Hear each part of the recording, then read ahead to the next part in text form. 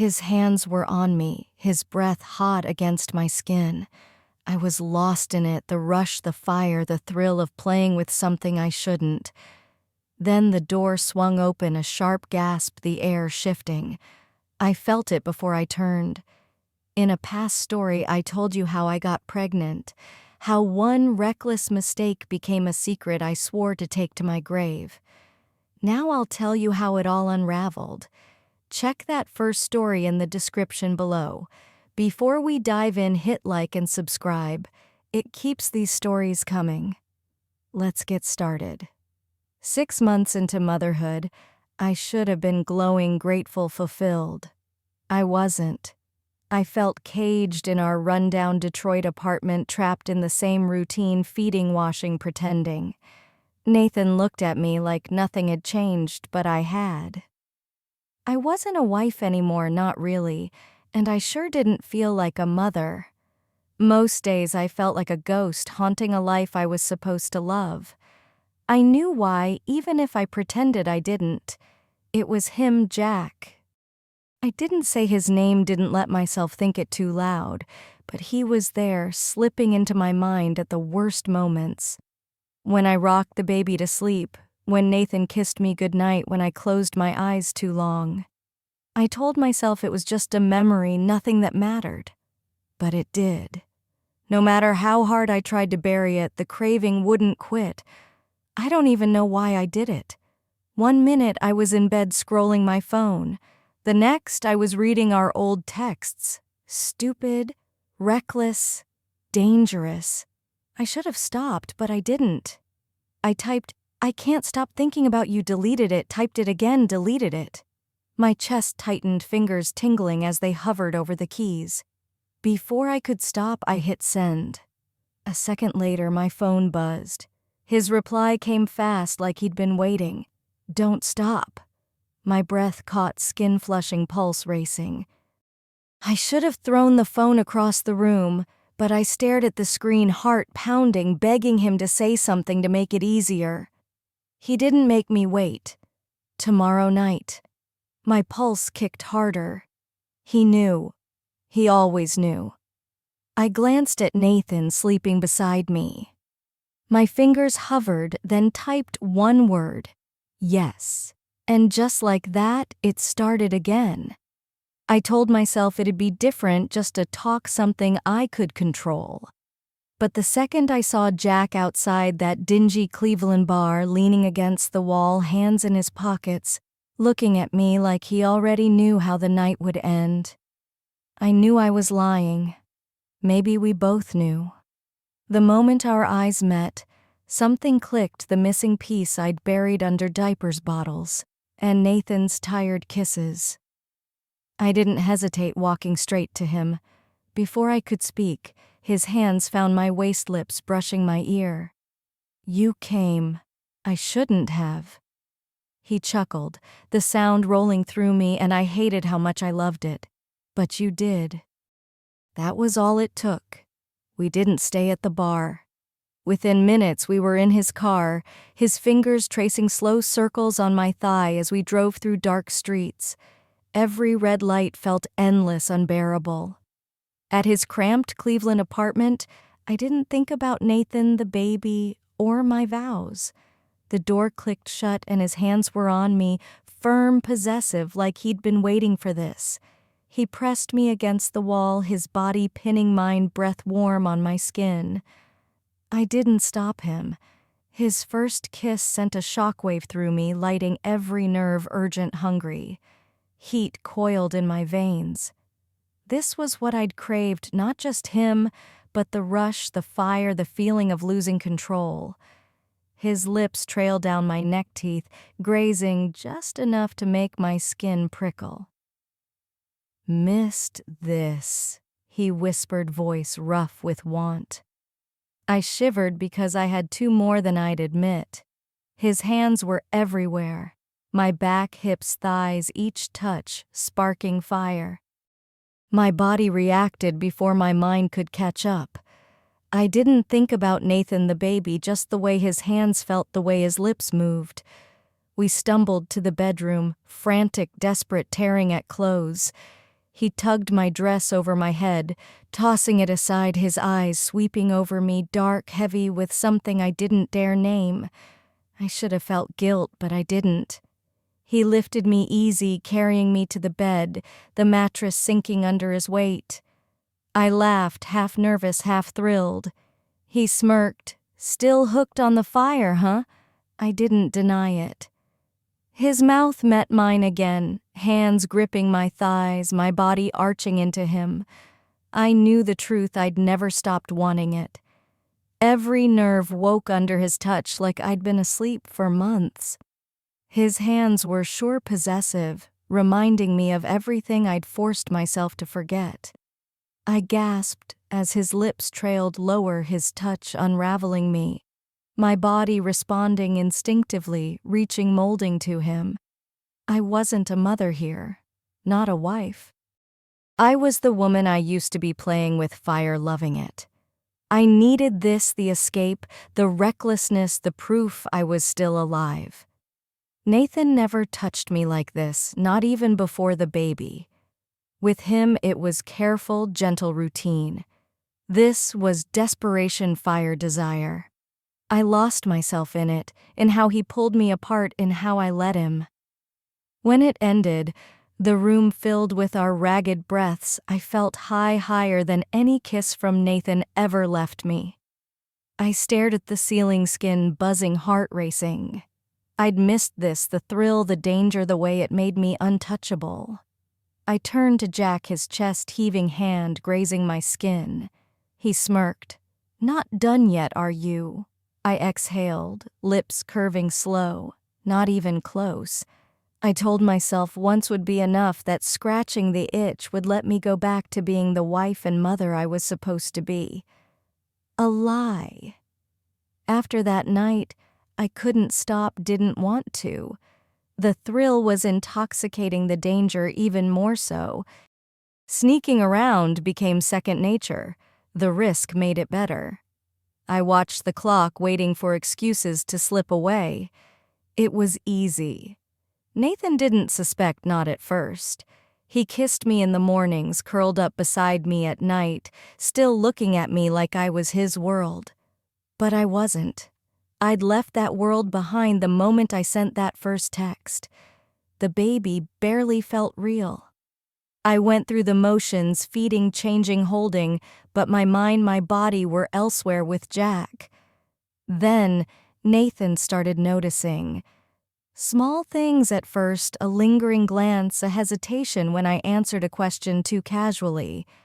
"You're out a lot lately," he said one night, voice too soft. I laughed it off. "Just need to clear my head." That worked for a while. Then the questions sharpened.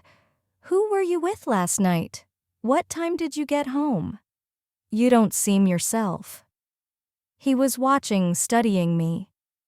One night I caught him staring as I scrolled my phone, his jaw tight, piecing things together. I knew I should slow down and be careful, but I leaned in harder. I dressed sharper, tighter dresses, bolder lipstick, wanting Nathan to notice, to wonder. I danced on the edge of the fire, testing how close I could get before it burned me. Maybe I wanted to be caught. Maybe I just wanted to see how far I could go before it broke. When Nathan asked where I was going, I smiled, innocent, practiced. Out with Sophie. He stared too long enough for me to feel it in my bones. He nodded, slow, deliberate. I leaned in, kissing his cheek. He didn't kiss back. I didn't care. I grabbed my purse and walked out, feeling his eyes on me, smiling because the risk made it better. When I pulled up to Jack's apartment, I wasn't just nervous, I was alive. Every nerve buzzed, anticipation pulsing under my skin. My fingers gripped the wheel too tight, breath uneven. I didn't care. I'd crossed the line. I stepped out, heels clicking on the pavement, the night air doing nothing to cool the fire in me. My heart pounded, not from fear, but excitement. The door opened and we didn't speak, didn't need to. His eyes burned into mine, dark with the same hunger that had haunted me for weeks. He pulled me in tight, possessive, the door slamming shut. His lips crashed into mine, torching what little control I had left. I melted into it, letting go. His hands gripped my waist fingers, digging in like he thought I might vanish. I wasn't going anywhere. I'd made my choice when I texted him. I wanted this, the heat, the hunger, the way he touched me like he couldn't get enough. We barely made it past the entryway, his hands shoving my coat off my fingers, fumbling with his shirt, desperate to close the unbearable gap. We moved in a frenzy, tearing at barriers, driven by a desperation that spun my head. His lips grazed my neck teeth, scraping just enough to make me shiver. I gasped, hands tangled in his hair, urging him on. This wasn't love, not tenderness, it was fire. His hands found my thighs, lifting me, pinning me to the wall. I wrapped my legs around him, gasping as his lips claimed mine again, rough, demanding. I didn't think about Nathan the baby, just the way his touch consumed me, like I was something to devour, not protect. I moaned into his lips as he carried me, each step sending sparks through me. In the bedroom, I was lost, arching into him as he lowered me to the bed, his weight pinning me down. Every touch lit fires in my veins, every kiss pulling me deeper into the high I'd craved. I wanted this, needed it, not just him, but the thrill, the recklessness, the proof I was alive. He whispered my name, voice raw, possessive. My nails raked his back, breath sharp, uneven as he drove me deeper into the fire. I gasped, arching his hands, gripping my hips, guiding, demanding. My body trembled, consumed, every inch burning.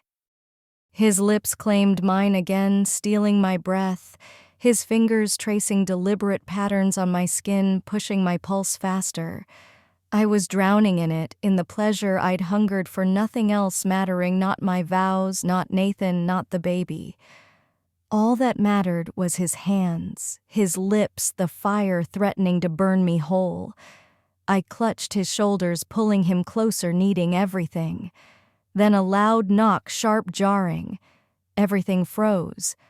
The knock was the first crack, the door swinging open was the collapse. Nathan stood there, still unreadable, body braced like he was ready for impact. His eyes burned, seeing me for the first time, like everything he believed about me had been ripped apart, leaving a stranger in my place. No one moved. The sheets clung to my skin, the scent of what we'd done still heavy in the air. Beside me, Jack sat, shirt half-buttoned, guilt plain on him. But Nathan didn't look at him. He looked at me, chest rising, slow, breath-controlled, voice low, chilling. "How long?" My throat tightened, words failing. He repeated, "How long?" His voice cracked with anger. I gripped the sheets like they could shield me. "How long have you been making a fool of me?" His voice rose, dangerous now. "How long have you been lying to me, to everyone?" His eyes flicked from the bed to Jack, then back to me, realization sinking in disgust, curling his lip. The baby. My blood ran cold. I raised another man's kid. His voice broke, a hollow laugh escaping. I thought she was mine. My stomach twisted. I opened my mouth, but what could I say? You let me love her and you knew. His rage erupted. I stood, tears blurring my vision, but I couldn't cry. Nathan turned, no more words, just steps fading. "Ethan, wait." I chased him barefoot, desperate, grabbing his arm. He yanked free like my touch burned. He spun so fast I stumbled back, his voice ice. "Don't touch me," I begged.